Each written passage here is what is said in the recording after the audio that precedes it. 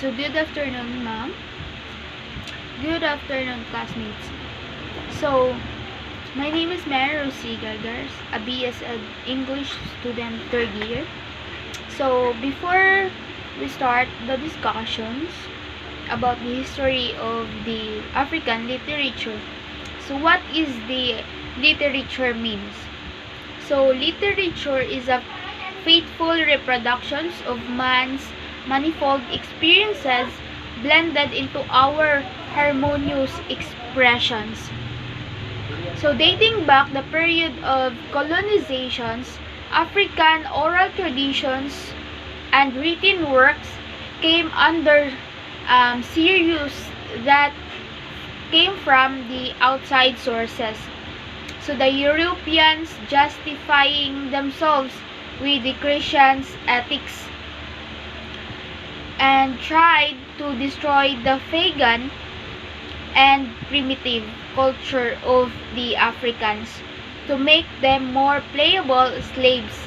So, however, African literature survived these concerted attacks. So, traditional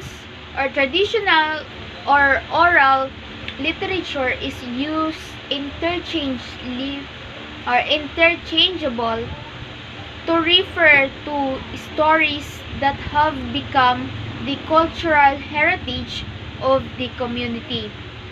So most African stories have moral endings. However, many are composed for educational purposes that have been revised by the teller and the tailored. So to the odds of the particular place or time.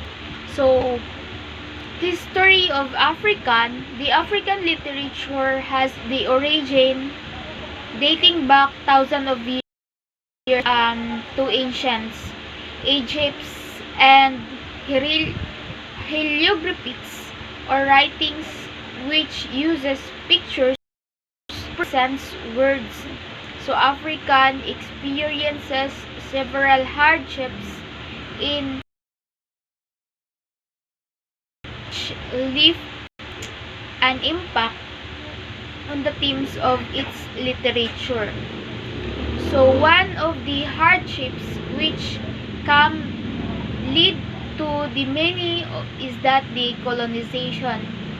So the Sub-Sahara is part of the Africa has two distinct kinds of literature, the oral poetry and the written literature. So the traditional oral poetry and the folklore date back to the early days of the various tribal cultures, and the written literature emerges in the 18th century, but most of it is from the phenomenon of the 20th century.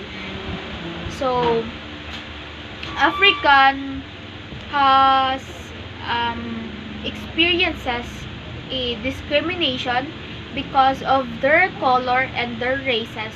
They become slaves because of the white people sees that the African a lowest mammal of the earth. So that's why Africans experiences many hardships of their living.